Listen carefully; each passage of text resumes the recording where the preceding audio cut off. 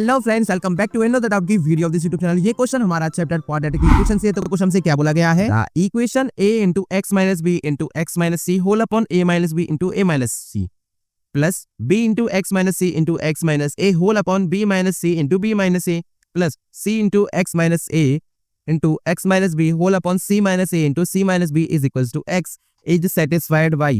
अब चार ऑप्शन दे रखे हैं और आपस में सिंपल सी इक्वेशन दे रखी है। अब इस इक्वेशन को हम सॉल्व करते हैं और फिर देखते हैं कि कितनी x की वैल्यूज के लिए इक्वेशन सेटिस्फाई हो गई। चलिए फ्रेंड्स, बिना कोई देरी के करते हैं इस क्वेश्चन को सॉल्व। क्वेश्चन को सॉल्व करने से पहले, वीडियो में आगे बढ़ने से पहले, अगर आप चैनल पर नए हैं तो चैनल को सब्सक्राइब कर देना और वीडियो को लाइक भी ठोक देना। So let's see how to solve this question now. तो फ्रेंड्स, अपन जो क्वेश्चन में इंफॉर्मेशन दे रखी है पहले उसको आराम से लिखते हैं। जो पूरी इक्वेशन दे रखी है ना उसको लिख लेते हैं। उसके बाद क्या करता हूं मैं, देखिए ये एक फंक्शन है, ये एक फंक्शन है, ये एक फंक्शन है। हम तीन फंक्शंस को मान लेते हैं। इसको मैं f(x1), इसको f(x2), इसको f(x3). पहले इसकी डिग्री हर फंक्शन की, तो इसके अगर मैं डिग्री देखता हूं तो देखिए एक x यहाँ पर है, एक x यहाँ पर है, दोनों मल्टीप्लाई में, तो इसकी मैक्सिमम डिग्री होगी x into x x square. अगर यहाँ देखेंगे तो x into x x square और x into x x square, यानी कि तीनों ही भैया क्वाड्रेटिक इक्वेशन बन गई इंडिविजुअल। ठीक है, ये बस क्या हो गई, ये बस हो गई भैया f(x1), ठीक है, प्लस में f(x2) प्लस में f(x3). अब मान सकते हैं ऐसे, जिससे क्या थोड़ी सी सिंप्लिसिटी मिले, उससे भी ज्यादा फर्क नहीं पड़ेगा। अब हमें क्या पता है, अगर कोई क्वाड्रेटिक इक्वेशन है, इफ क्वाड्रेटिक इक्वेशन, अगर एक क्वाड्रेटिक इक्वेशन है, अगर एक क्वाड्रेटिक इक्वेशन है तो उसके मैक्सिमम रूट्स कितने हो सकते हैं। उसके मैक्सिमम रूट्स की बात मैं कर रहा हूं, ध्यान रखना। मैक्सिमम रूट्स कितने हो सकते हैं भैया, सिर्फ और सिर्फ 2 हो सकती हैं। कितने, 2। अगर 2 से ज्यादा रूट्स हमें किसी भी इक्वेशन के मिल गए तो इसका मतलब क्या हुआ कि वो इक्वेशन हर x के वैल्यू के लिए सेटिस्फाई करेगी। लेकिन अगर 2 से कम मिले तब भी दिक्कत है। अगर 2 मिल गए तो इसका मतलब वो सही है, और उसके अलावा 2 वैल्यूज के अलावा वो क्वाड्रेटिक इक्वेशन किसी को सेटिस्फाई नहीं करेगी। तो यहाँ पर जो केस है ना वो ऐसा है कि भैया 2 से ज्यादा के लिए सेटिस्फाई कर पा रही है, तो इसलिए भैया क्या होगा, यहाँ पर ऑल वैल्यू सेटिस्फाई करेंगी। कैसे होगा उसको आगे समझते हैं अभी।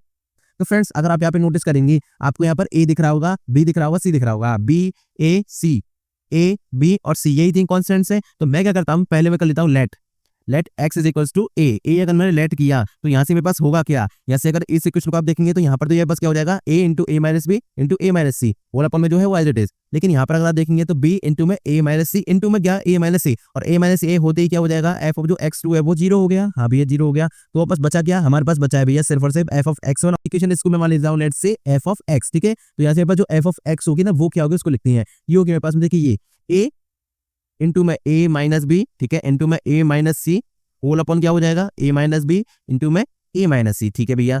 प्लस में क्या हो जाएगा, f(x) तो 0 हो गया तो उसको लिखते नहीं है। अगले पास जाते हैं f(x3) पे, तो हो जाएगा c इंटू में a माइनस a इंटू में a minus b whole upon, ये भी हम बस क्या हो गया, c माइनस a इंटू में c माइनस b। तो अपने यहाँ पर देख लिए भैया क्या कि हम पास जब भी हम किसी भी x की वैल्यू को a b और c में से रखेंगे तो बस f(x2) और f(x2) 0 हो रहे हैं। यहाँ पर f(x3) भी 0 हो रहा है भैया। तो इसका मतलब बस एक ही हमारे पास एक क्वाड्रेटिक इक्वेशन मिलेगी हर बार। तो यहाँ पर बस ये भी 0 होगा, तो बचेगा सिर्फ ये। और देखेंगे तो a माइनस b गया, a माइनस c से a माइनस c गया। इस इक्वेशन में बस क्या है भैया, x की वैल्यू हमने a डाली तो a लिखेंगे, यहाँ पर लिख दिया, और a यहाँ पर है और a यहाँ पर है, यही तो बचे। तो a से a कट गया तो बचा क्या भैया, 1 इज इक्वल टू 1, यानी कि इक्वेशन सेटिस्फाई हो रही है। ठीक है, यही तो है, एच से बराबर हो गए। तो इसका मतलब x की वैल्यू a हम रख सकते हैं। पहली बात डन। अब मैं क्या करता हूँ, मैं लेट कर लेता हूँ x की वैल्यू को b, ठीक है भैया, कर लेते हैं। x वैल्यू b रखेंगे तो अब क्या क्या भैया 0 होगा। f(x1) में अगर देखें तो b माइनस b 0 हो गया, बिल्कुल भैया ठीक है। तो f(x1) 0 होगा, और हम बस कौन सा होगा जहाँ पर कि b माइनस b होगा, f(x3), तो ये बस क्या हो जाएगा, 0 हो जाएगा। ठीक है, तो बचेगा क्या, अब बस जो f(x) में जो बचेगा वो सिर्फ और सिर्फ बचेगा f(x2), यानी कि क्या बचेगा, b इंटू में b माइनस c इंटू में b माइनस a, और होल अपॉन में क्या बचेगा, b माइनस c इंटू में b माइनस a। तो यहाँ से आप फिर देखेंगे ये कट गया, ये भी कट गया, बचा क्या b, और इधर मेरे पास f(x) है ना, f(x) में बस ये भी तो इज इक्वल टू x, इसको में डालेंगे x की वैल्यू कितनी, b, तो b is equal to b आ गया। तो इसका मतलब ये भी यहाँ पर सेटिस्फाई कर पा रहा है।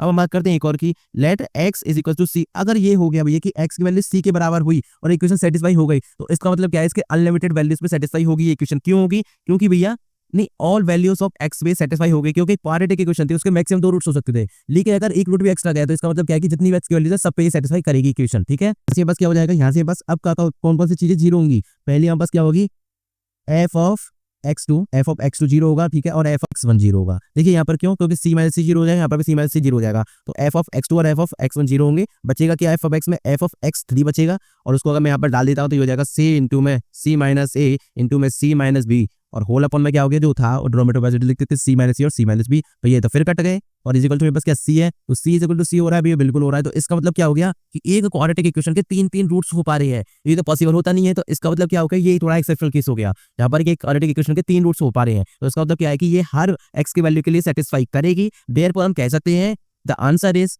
It is satisfy for all values of x, ठीक है, as 3 roots of quadratic equation. भैया क्वाड्रेटिक इक्वेशन के 3 रूट्स पॉसिबल हो पा रहे हैं, equation is are possible. So f of x is satisfied, ठीक है, सेटिस्फाइड होगा for all values of x, ठीक है, और यही हमारे इस क्वेश्चन का आंसर हो गया।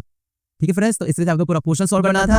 आई होप क्वेश्चन आपसे याद हो गया होगा। अगर आपको कोई सॉल्यूशन डाउनलोड करना है तो इसकी लिंक आपको डिस्क्रिप्शन में मिल जाएगी, वहां पर जाकर आप डाउनलोड कर सकती हैं। Thank you so much for watching this video. मिलता हूं अगली वीडियो में अगले क्वेश्चन के साथ। Till then bye bye, Tata.